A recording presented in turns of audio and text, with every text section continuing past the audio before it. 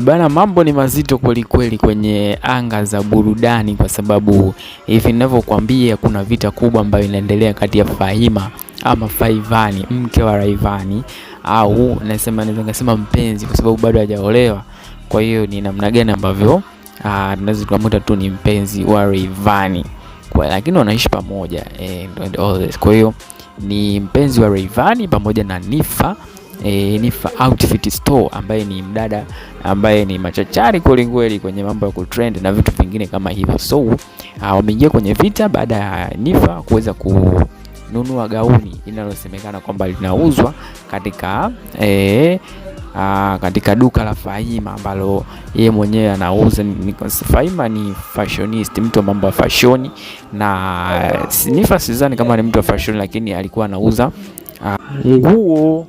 Kwa hiyo Fahima ameposti gauni. Baada ya kuliposti ile gauni, Nifa akamtuma bodaboda aende kununua ile gauni. Umeona changamoto ilipoanzia hapo. Kwa hiyo kaenda kununua ile gauni, alipokuja kununua mama kalivaa, kaanza kushuti video, kaanza kuposti na nini, na bahati mbaya ni kwamba Nifa alikuwa anauza ile gauni milioni 1. Kwa hiyo nani huyu Fahima alikuwa anauza gauni milioni 1.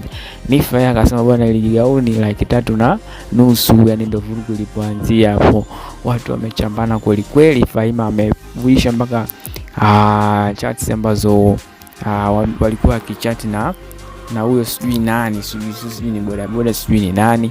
Kwa hiyo na ame screenshot pia na muamala ambao Nifa ameweza kumtumia. Kwa hiyo ni vita.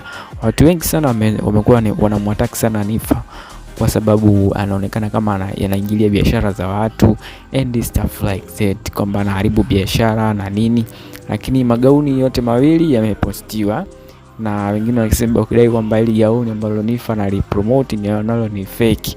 Sasa ni fake kivipi wakati amelinunua kwa Fahima huko? Ndio maswali ambayo tunaendelea kujiuliza, lakini ngoma bado ni mbichi.